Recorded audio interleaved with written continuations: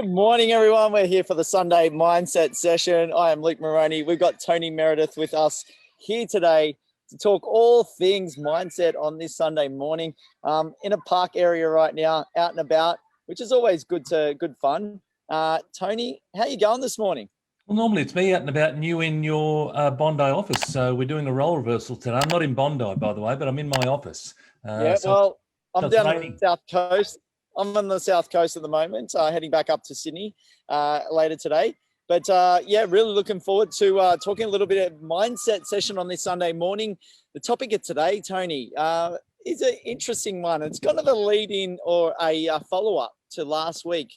You know, Are You Really Listening was last week. And this week we want to talk about, are you really curious? Tony. Well, I am curious. I am curious, Luke. I'm curious where this topic came from.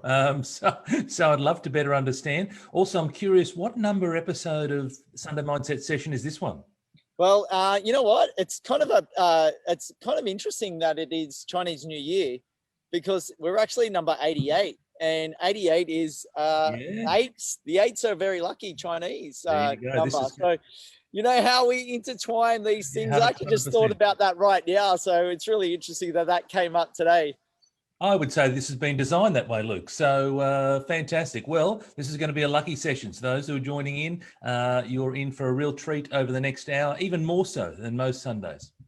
Yeah, absolutely. We've got Sean and Kelly on saying, good morning, guys, from both of us. Facebook from here this morning. So Kelly's taking over his Facebook. So good to see. And maybe that's a forewarning for us to what is going to be said.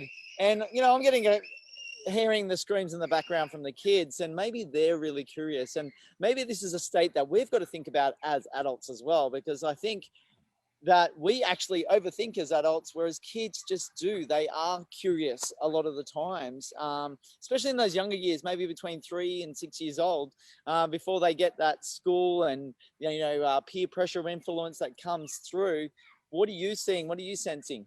Oh, they just want to learn. So kids just want to learn. They're curious to how do I do this? How does that work? I'd say it goes beyond the years that you talk, but they just want to learn about things. Whereas when we're in adults, we either take a lot of stuff for granted, or we don't think about learning. We don't think about growth, and we don't think about our childlike selves. Our childlike selves were constantly asking plenty of questions. You've shared with us on plenty of occasions that you used to ask a lot of questions, so that's what our childlike selves used to do. Whereas as adults, we tend not to do that. And you've touched on a few of them. So one could be that, hey, we're just being complacent. We're not that interested. Or B, it could be that, we've asked questions before and we got slapped down. Or B, and not literally slapped down, but I mean just closed down. Or B, I don't want to ask a stupid question, so I'm not going to ask it. We've talked about that before in a networking setting. It's like, well, I don't want to be curious and ask that question because I'm going to look like the odd one out. And when I'm the odd one out, then I'm going to be ostracized. I'm going to be criticized. And I don't like that. In a herd-based mentality, which we are as humans, then I want to be with the pack. Yeah, absolutely. Well, you know what? My time's going to run pretty short today. So we're going to wrap this into one hell of a session, Tony. We're going to go deep impact into curiosity. It's a big one. Rob Kelly, Mum's come on. Quite a few others that have joined us on this Sunday morning. So love to hear from the audience. Firstly, what are you kind of curious about? What are things that come up for you each and every day, or in those quiet moments? What kind of attention do you give to things in your life? So really love to hear some thoughts around your curiosity. Where does it take you? So interesting one for us to all explore for ourselves. But firstly, Tony, the whole idea is, what are you curious about? Where and what are you spending time? Sure. So I'm curious about the human psychology, and it just fascinates me. And I've had so many sessions this week with clients who've been with me for a while. They know my thoughts. They know the way to do things, but yet they still keep getting caught in a trap, in a spiral. And I'm curious about that. And it was interesting. I had a great session with a client of mine on Thursday, and he wasn't doing the sales calls that we'd set for him the week before. And it's interesting because, he doesn't fear the actual sales call. So we dug deep because he's been in sales before. We dug deep and the answer was that he had a whole lot of work going on that wasn't organized. It was all over the place. And he was worried that if he made a sales call and he won some business, then he's already got a dysfunctional, disorganized, workplace. And so he's going to put that on top. And so he was fearful of doing that. And so hence he was avoiding it. So it just fascinates me, that, again, there's another reason why someone wasn't doing the things that they do. And that's what we do. We dig deep, deep, deep, deep, deep. We can sit here and talk strategies, but in my business, we get really deep with people because we want to understand what's really going on and what's the reason that's holding you back. And that's the first bit is called awareness. And we talked about it last week. Awareness plus action equals change. So I want to be aware and I want my clients to be aware what's actually what's really going on. And then once we have awareness, then we put some steps in place and that's how we move forward. That probably comes around where there's actual layers, right? There's one reason, but then there's another reason underlying it. Then there's another effect. There's other people involved in it. Yeah. So to dig really deep, like you said, is actually to find out what is the true meaning behind what you're doing. It's kind of like, some of the reasons why people do what they do is to chase the money aspect of it. And that's the danger of it. They're not chasing their passion or the curiosity that they have within themselves. They're chasing that money. And when they, there are some pain points that come up, then they lose track of it because they're actually not really curious about that line of work or that directional path in themselves. They focus on the money so much. Tony, is that what you explore? Well, money is a byproduct. So money is an outcome, right? Wealth is an outcome. You need to love the journey. You need to love the thing that you do. When you love what you do, when you get up, when your feet hit the floor in the morning and you're passionate and you're committed and you're wanting to do more of the thing that you're doing, then money will be a byproduct of all of that. Whereas when you chase the riches as your primary motivation, then inevitably the world doesn't always, your script doesn't always go to plan. And so it's a case of saying, well, I've got to push through those. But when I'm focused on the money, then that's why I tend to go, oh, you know what, this is all too hard. Versus I want to love doing that thing, the journey, the next thing that's in front of me, the sales call, the network meetings, the whatever it might be. I want to love doing that thing because when I love doing that thing over and over and over and over again, then the money comes. Ken says, lovely morning, Luke and Tony. Lovely morning. I don't stick with the pack. I always ask the stupid questions. So to speak, he says. So, that's important. You get your attention and awareness out there for yourself. You be vulnerable in what you're doing by raise your hand. And we discussed that a lot in last week, which is a brilliant one for us to all think about. Tony Gallagher came on as well. And I guess where we want to, when there is curiosity about what we're doing is what are we really spending time on? So it makes me think about when you are on social media and you're flicking through Facebook or Instagram, and what words are you reading from, some of the posts that are out there? What are the quotes that resonate with you?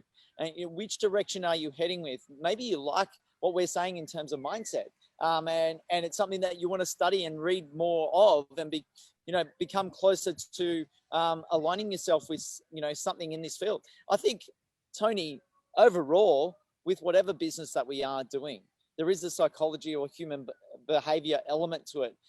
So thinking about these mindsets and how things working not only with us but with others can then raise the bar for yourself. Oh, of course. So whether it be even if you're on your own in business, you've still got customers, right? So what's the psychology of the customers? If you've got a team of people within your business, what's the psychology of your team as well? So you need to get the best out of your team. How do you get them nice and motivated, eager, excited to come to work as well? Because they're a worker, you're the boss. So there's a whole range of strategies that you can adopt in that regard. As I mentioned, from a customer-centric point of view, understanding why is it that someone buys? What's the consumer purchase process that they go through, consumer behavior, right? So it's always important to think about the psychology. And lastly, in order to build a better business, you need to build a better you. So it's about your own psychology. And so a lot of business owners neglect that. They don't think about that. They don't think about putting themselves as a priority from a mindset point of view. Look, we tend to think about exercise as a thing. I'm not suggesting everyone does exercise, but we tend to think about exercise and the physical aspect more than the mental aspect. And what I'm suggesting is that both are incredibly important. And in fact, I would argue that both go hand in hand, the mental along with the physical. Well, you know my theory on that, Tony. Yeah, 100%. I started out with my 7Ks running each day, and it actually, after the first week, I realized that it's more of a mental challenge than a physical challenge. But they, you know, the benefit of doing that mental challenge and getting up in the morning and pushing myself. And this morning I went for a 9K run. So Well done. yeah, I had to go and pick up the car. That's another story. Fair enough, but that's okay, right? So again, you've extended your 7Ks, and here you are, some 1,100 runs in, and it is absolutely a mental challenge. And we talk about this all the time. You know, the fact that how many of those mornings do you bound out of bed and are eagerly excited to put your joggers on? And the answer is, you know, less than 10%. And so if you think about, well, hey, that's 1,200 odd runs.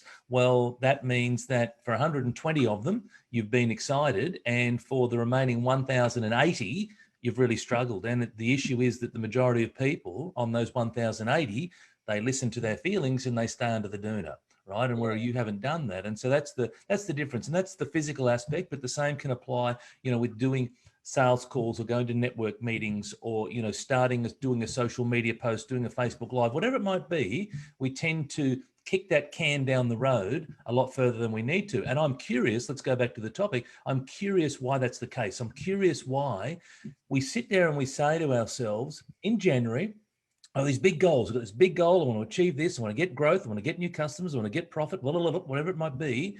And in February, I'm curious as to why we're not doing it. And that tells me that the goal is not that important to you. Because if the goal is important to you, then you will do the things that you need to do, as uncomfortable and yucky and horrible as they feel. And I experience uncomfortable things quite often, but it's about going, well, you know what? I've got to do that thing because my goal is too important to me. Yeah, absolutely. It's a big one for all of us. And you know, maybe we can have a think about, Tony, for you and I. What are we really curious about, to give the audience a bit of insight about us? I know we talk about that mental challenge that I'm going through. I'm curious each and every day is whether I can get, you know, continue to have that, go through that mental challenge and striving beyond that comfort zone, which is each and every day, right? To get up and do that. I'm curious within my business is how things are going to work and how things are going to progress. And the work that we are doing is getting us more clients come in, more deals going through, more benefit for people in their property investing journey. What about for you, Tony? Yes, so the big one is the business growth. So we've got a huge target in 2021. Look, I'm not exercising as often as I'd like. I'm probably doing it 3 times a week. So that's something that I'd like to be better at.